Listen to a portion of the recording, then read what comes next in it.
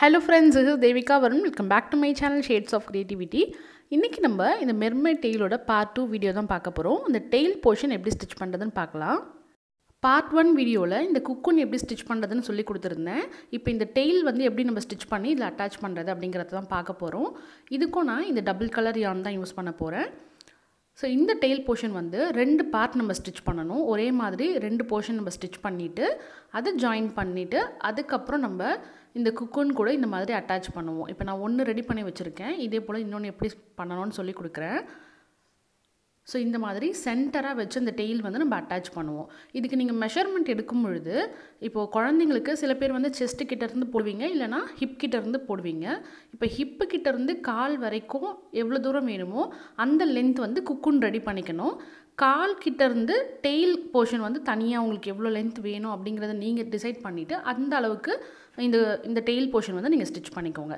So டோட்டலா வந்து எவ்வளவு லெந்த் வேணும் அப்படிங்கறத டிசைட் பண்ணிட்டு அதுல cocoon-ஓட லெந்த் வரைக்கும் cocoon ஸ்டிட்ச் பண்ணிக்கோங்க. tail வந்து அதுக்கு ஏத்த மாதிரி ஸ்டிட்ச் பண்ணிக்கோங்க. சரிங்களா? இப்போ நான் வந்து இந்த cocoon portion வந்து 13 இன்ச்சுக்கு லெந்த் வந்து 13 இன்ச் இருக்கு. tail வந்து நான் 5 இன்ச்சுக்கு ஸ்டிட்ச் பண்ண போறேன். அப்ப எனக்கு டோட்டலா பாத்தீங்கன்னா 18 இன்ச் வரும். இந்த mermaid tail-ஓட டோட்டல் லெந்த் பாத்தீங்கன்னா 18 இன்ச்சுக்கு வரும். சோ ஃபர்ஸ்ட் நம்ம இந்த ரோல இருந்து தான் ஸ்டார்ட் பண்ண போறோம்.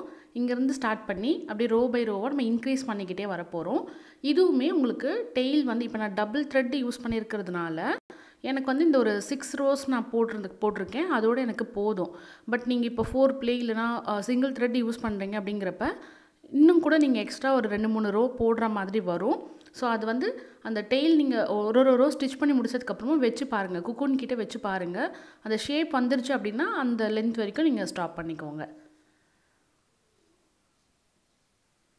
சோ நான் cocoon-க்கு என்ன hook size ஃபாலோ பண்ணனோ அதே தான் இதுக்கும் ஃபாலோ பண்றேன். 7 mm ஃபாலோ பண்றேன்.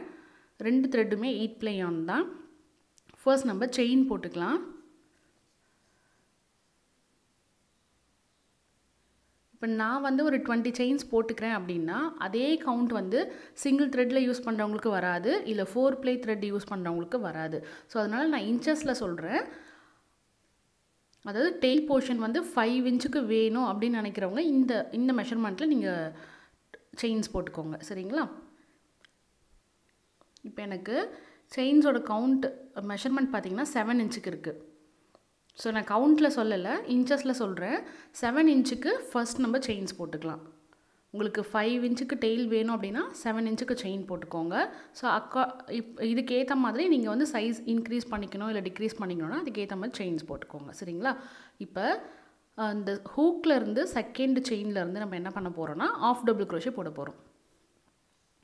சோ நம்ம எப்பொழுதும் ரெண்டு செயின் ஸ்கிப் பண்ணிட்டு தான் half double crochet போடுவோம். பட் இப்போ என்ன பண்ண போறோம்னா இந்த ஹூக்ல இருந்து நெக்ஸ்ட் செயின்ல இருந்தே நம்ம ஸ்டார்ட் பண்ண போறோம். நெக்ஸ்ட் செயின்ல இருந்தே ஒரு செயின்லயும் ஒரு half double crochet-வா ஸ்டிட்ச் பண்ணிக்கிட்டே வர போறோம். half double crochet, double crochet stitches, basic stitches தெரியாதவங்க பேசிக்ஸ்க்கான வீடியோஸ் தனியா போட்டுருக்கேன். அந்த வீடியோஸோட லிங்க் வந்து டிஸ்கிரிப்ஷன்ல கொடுக்கிறேன். வேணும்ன்றவங்க செக் பண்ணிக்கோங்க.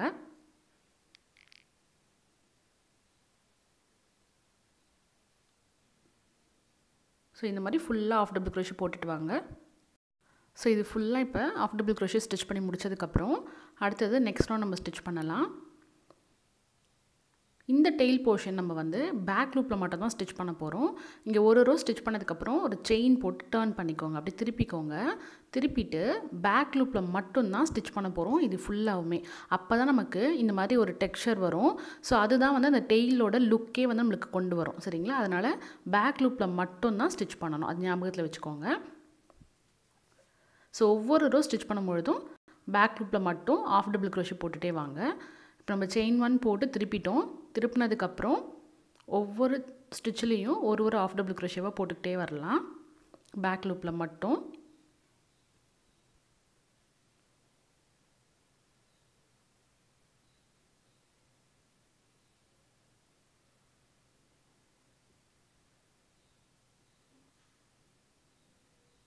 இந்த மாதிரி ஃபுல்லா போட்டுட்டு வாங்க. இந்த எண்ட் வரைக்கும் போட்டுட்டு வாங்க. நான் எப்படி பண்ணனும்னு காமிக்கிறேன். So ஃபுல்லா போட்டதுக்கு அப்புறம் இப்போ இங்க என்ன பண்ண போறோம்னா நம்ம இன்கிரீசிங் பண்ண போறோம். நம்ம பேக் லூப்ல ஸ்டிட்ச் பண்ணிருக்கிறதுனால அந்த லைன் பாத்தீங்கன்னா அழகா தெரியுது பாருங்க. அந்த ரிப்ட் மாதிரி வந்திருக்கு. ஸோ இப்போ நம்ம இன்க்ரீஸ் பண்ண போகிறோம். இங்கே வந்து ஸ்டிச் பண்ண போகிறோம். இந்த ரோ தான் ஸ்டிச் பண்ண போகிறோம். அதே போல் இந்த இன்க்ரீஸிங்கும் நீங்கள் வந்து உங்களுக்கு எவ்வளோ லென்த் வேணும் அப்படிங்கிறத டிசைட் பண்ணிக்கலாம். இப்போ இது வந்து நான் ஒரு 4 செயின்ஸ் போட்டிருக்கேன். பட் இதுக்கு மேலே உங்களுக்கு இன்னும் கொஞ்சம் இன்க்ரீஸ் அந்த டெயில் போர்ஷன் வந்து நீட்டமாக வேணும் அப்படின்னு நினச்சிங்கன்னா இன்னும் கூட நீங்கள் லென்த் கூட்டிக்கலாம். இப்போ 5 செயின் 6 செயின் அந்த மாதிரி கூட போட்டுக்கலாம். அது உங்களோட விருப்பம். பட் நீங்கள் ஃபஸ்ட்டு ரோவில் என்ன இன்க்ரீஸிங் பண்ணுறீங்களோ அதே தான் கடைசி வரைக்கும் ஃபாலோ பண்ணணும். இப்போ நான் வந்து 4 செயின்ஸ் போட்டுக்கிறேன். ஸோ டோட்டலாக 4 செயின் போட்டிருக்கேன். இப்போ இந்த ஃபஸ்ட்டு செயினை விட்டுட்டு அடுத்த செயின்லேருந்து நம்ம ஆஃப் டபுள் க்ரோஷே போட போகிறோம். ஸோ அப்போ நம்மளுக்கு 3 செயின் வந்து எக்ஸ்ட்ரா வரும் இல்லையா? ஸோ அப்போ ஒவ்வொரு ரவுண்ட் நம்ம இன்க்ரீஸ் பண்ணும்பொழுதும் 3 ஸ்டிச் வந்து நம்மளுக்கு எக்ஸ்ட்ரா வரும். அதுதான் வந்து அந்த இன்க்ரீஸிங் அந்த ஷேப் வந்து கொண்டு வரும். இதே போல் நீங்கள் இந்த லென்த் வந்து நீங்கள் உங்கள் இஷ்டம். ஒரு 5 செயின்ஸ் நீங்கள் ஆட் பண்ணுறீங்க அப்படின்னா கடைசி வரைக்கும் டோட்டலாக எத்தனை ரோ நீங்கள் பண்ணுறீங்களோ அது வரைக்குமே 6 செயின் போட்டு தான் நீங்கள் கம்ப்ளீட் பண்ணணும். இப்போ நான் வந்து ஒரு 4 செயின் போட்டிருக்கேன். ஸோ இப்போ அதுக்கு அடுத்து இந்த ஹூக் இருக்கு இல்லையா, அதுக்கு அடுத்த செயின்லேருந்தே ஆஃப் டபுள் க்ரோஷே போட்டுக்கலாம்.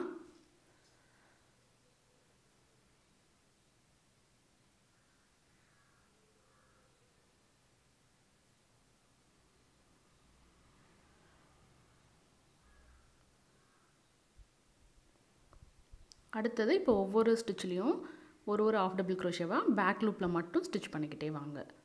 இங்கே ஸ்டிச் பண்ணும்பொழுது அந்த செயின் வந்து ட்விஸ்ட் ஆகாமல் பார்த்துக்கோங்க. அப்போ தான் உங்களுக்கு அந்த ஸ்டிச் வந்து கரெக்டாக நேராக இருக்கும், ஸ்ட்ரெயிட்டாக. ஸோ இதே போல் ஃபுல்லாக ஸ்டிச் பண்ணிவிட்டு வாங்க. இங்கே வந்து நம்ம ஃபுல்லாக ஸ்டிச் பண்ணிட்டோம். இப்போ எப்பொழுதும் நம்ம இந்த ஒன் சைடு மட்டும் தான் இன்க்ரீஸ் பண்ணுவோம். இந்த பக்கம் நம்ம இன்க்ரீஸ் பண்ண மாட்டோம். ஸோ அதனால் ஒரு செயின் போட்டுட்டு அப்படியே திருப்பிக்கோங்க. திருப்பிட்டு அகைன் நம்ம ஒவ்வொரு ஸ்டிச்லேயும் ஒரு ஆஃப் டபுள் க்ரோஷேவாக பேக் லூப்பில் மட்டும் ஸ்டிச் பண்ணிக்கிட்டே வர வேண்டியது தான். ஸோ ரொம்ப ஈஸி. இந்த டெயில் போர்ஷன் வந்து ரொம்ப ஈஸி.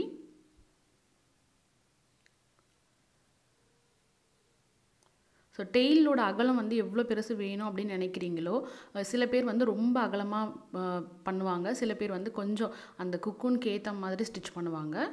டெயிலோட அகலம் எவ்வளோ வேணுமோ அந்த அளவுக்கு நீங்கள் இந்த ரோ வந்து கண்டினியூ பண்ணணும்.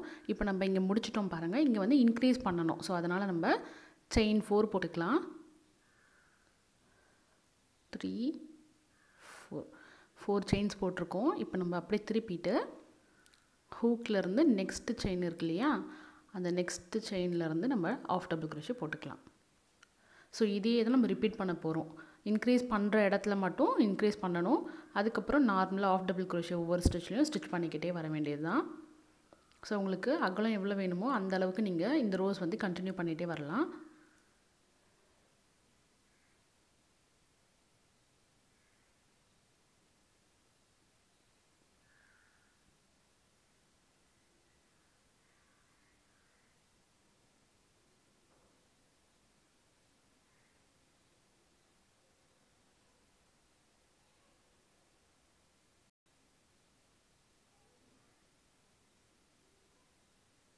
ஸோ இந்த மாதிரி ஃபுல்லாக ஸ்டிச் பண்ணிவிட்டு வாங்க.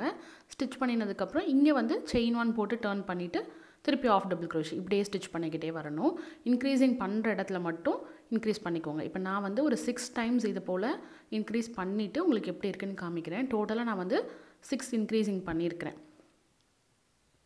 ஸோ இந்த மாதிரி ஃபுல்லாக ஸ்டிச் பண்ணிவிட்டு உங்களுக்கு எப்படி இருக்குன்னு காமிக்கிறேன். உங்களுக்கு எந்த அளவுக்கு வேணும் அப்படிங்கிறத டிசைட் பண்ணிவிட்டு அது வரைக்கும் தைச்சிட்டு வாங்க. ஸோ ஃபுல்லாக நான் 6 ரோஸ் வந்து ஸ்டிச் பண்ணி முடிச்சுட்டேன். ஸோ உங்களுக்கு எந்த அளவுக்கு வேணுமோ அந்த மாதிரி 2 டெயில் போர்ஷன் வந்து இந்த மாதிரி ஸ்டிச் பண்ணிக்கோங்க. இப்போ இது ரெண்டுத்தையும் இந்த மாதிரி வச்சு நம்ம அட்டாச் பண்ண போகிறோம். ஸோ இங்கே ஒரு செயின் போட்டுட்டு த்ரெட்டு கட் பண்ணிக்கலாம்.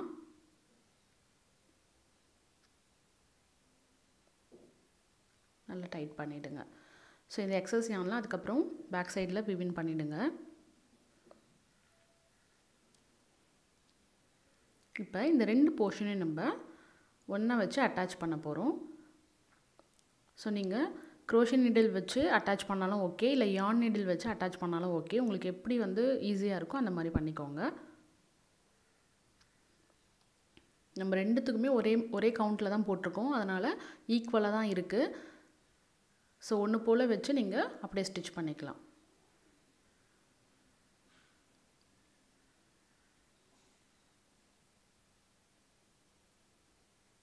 ஸோ நான் வந்து yarn needle வச்சு தான் ஸ்டிச் பண்ணிக்கிறேன்.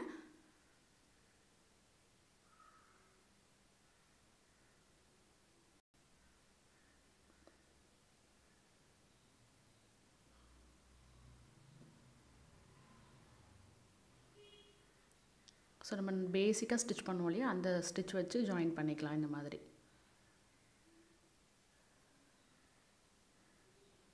நீங்கள் க்ரோஷே ஊக் வச்சு பண்ணுறீங்க அப்படின்னா சிங்கிள் க்ரோஷே இல்லைனா ஸ்லிப் ஸ்டிச் வச்சு ஜாயின் பண்ணிக்கோங்க.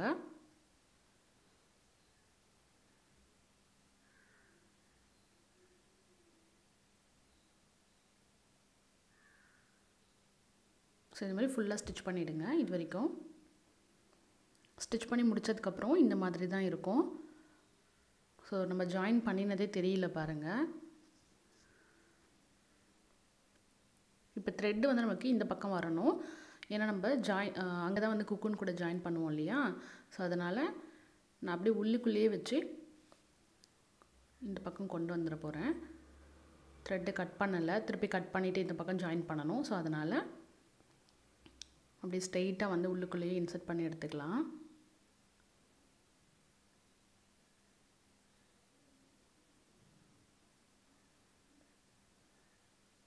ஸோ இப்போ வந்து இந்த ஸ்டிச் பண்ணோம் இல்லையா, ஜாயின் பண்ணோம் இல்லையா, அந்த போர்ஷனும் இங்கே வந்து நம்ம மேஜிக் சர்க்கிள் போட்டு ஃபஸ்ட்டு ஸ்டார்ட் பண்ணியிருப்போம் பாருங்கள், டபுள் க்ரோஷே. அங்கே தான் நம்ம அட்டாச் பண்ணணும். அந்த crocodile ஸ்டிச்சில் நம்ம அட்டாச் பண்ணக்கூடாது. மேஜிக் சர்க்கிள் போட்டு எங்கே நம்ம டபுள் க்ரோஷே போட்டு ஸ்டார்ட் பண்ணியிருக்கோமோ அந்த இடத்துல தான் குக்குன் போர்ஷன் கிட்ட நம்ம அட்டாச் பண்ணணும் இந்த டெய்லை. ஸோ அந்த சென்டர் பாயிண்ட்டும் டெய்லோட சென்டர் இப்போ நம்ம ஸ்டிச் பண்ணினோம் இல்லையா, அட்டாச் பண்ணினோம் இல்லையா, அந்த சென்டர் பாயிண்ட்டும் சேமாக ஒன்று போல் இருக்கணும். நேராக வச்சு அட்டாச் பண்ணிக்கோங்க. நம்ம இந்த டெய்ல் வந்து இந்த மாதிரி ஃபோல்டு பண்ணி தான் அட்டாச் பண்ண போகிறோம். இப்படி வேணும்னா இப்படியும் நீங்கள் அட்டாச் பண்ணிக்கலாம், இல்லைனா இன்னொரு ஃபோல்டு. இப்போ நான் வந்து இந்த மாதிரி ஃபோல்டு பண்ணி தான் அட்டாச் பண்ண போகிறேன். ஸோ அப்போ அந்த ஷேப் வந்து உங்களுக்கு எந்த மாதிரி ஷேப்பில் வேணும் அப்படின்னு நினைக்கிறீங்களோ அப்படி பண்ணிக்கலாம், இல்லைனா ஃப்ளாட்டாகவே வச்சு கூட நீங்கள் ஸ்டிச் பண்ணிக்கலாம். ஸோ இங்கே வந்து அந்த சென்டர் போர்ஷனில் பார்த்து அட்டாச் பண்ணிக்கோங்க, சரிங்களா.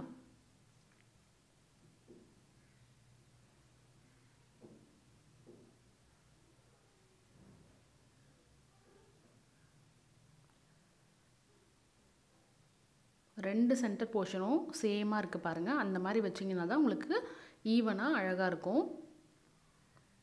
ஸோ நீங்கள் இப்படியுமே அதாவது சிங்கிள் ஃபோல்டு பண்ணியுமே நீங்கள் ஸ்டிச் பண்ணிக்கலாம். டபுள் ஃபோல்டு பண்ணிக்கிறதுனாலும் டபுள் ஃபோல்ட் பண்ணி நீங்கள் அட்டாச் பண்ணிக்கலாம்.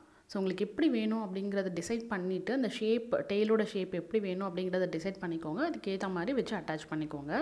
ஃபர்ஸ்ட் நம்ம சென்டராக வந்து நல்லா அட்டாச் பண்ணிடலாம். ஒரு 2-3 ஸ்டிச் போட்டுக்கோங்க.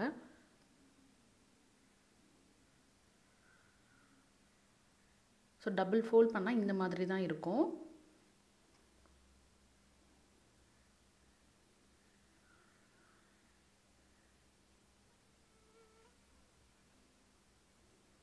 ஸோ எல்லாமே வந்து நம்ம அந்த சென்டர் போர்ஷன் கூட தான் அட்டாச் பண்ணணும். அந்த crocodile ஸ்டிச்சில் அட்டாச் பண்ணக்கூடாது.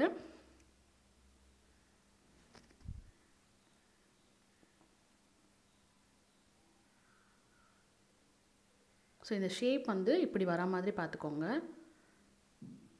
அப்போ தான் அழகாக இருக்கும். இப்போ இந்த ஃபோல்டு பண்ணியிருக்கோம் இல்லையா, அது கூடவே இப்படியே வச்சு அட்டாச் பண்ணிக்கோங்க. உங்களுக்கு ஃபோல்டிங் வந்து கரெக்டாக இந்த மாதிரி ஃபோல்ட் பண்ணிவிட்டு அதை வந்து அப்படியே நீடில் கொடுத்து இந்த மாதிரி அட்டாச் பண்ணிக்கோங்க.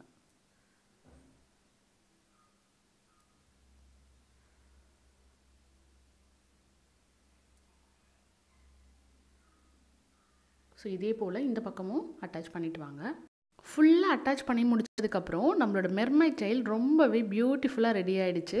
ஸோ கண்டிப்பாக நீங்கள் எல்லோரும் இதை ட்ரை பண்ணுங்கள். ட்ரை பண்ணிங்க அப்படின்னா ஃபோட்டோஸ் வந்து என்னோடய இன்ஸ்டா இல்லைனா FB பேஜில் என்னை டேக் பண்ணிங்கன்னா நானும் பார்த்து ரொம்ப சந்தோஷப்படுவேன். ஸோ கண்டிப்பாக ட்ரை பண்ணி பாருங்கள். இதோட குக்குன் பார்ட் வீடியோ வந்து பார்ட் 1 வீடியோவாக கொடுத்துருக்குறேன். தென் இதுக்கு பேராக ஒரு பிக்னி ட்ரெஸ் வீடியோவும் போட்டிருக்கேன். அந்த 2 வீடியோட லிங்க்கும் டிஸ்கிரிப்ஷனில் கொடுக்குறேன், வேணுன்றவங்க செக் பண்ணிக்கோங்க. இந்த வீடியோ உங்கள் எல்லாருக்குமே கண்டிப்பாக பிடிச்சிருக்குன்னு நினைக்கிறேன். இந்த வீடியோ உங்களுக்கு பிடிச்சிருந்தால் லைக் பண்ணிவிட்டு உங்கள் ஃப்ரெண்ட்ஸ் அண்ட் ஃபேமிலி கூட ஷேர் பண்ணிக்கோங்க. நம்மளோட சேனலை மறக்காமல் சப்ஸ்கிரைப் பண்ணுங்கள். தேங்க்ஸ் ஃபார் வாட்சிங். பாய்.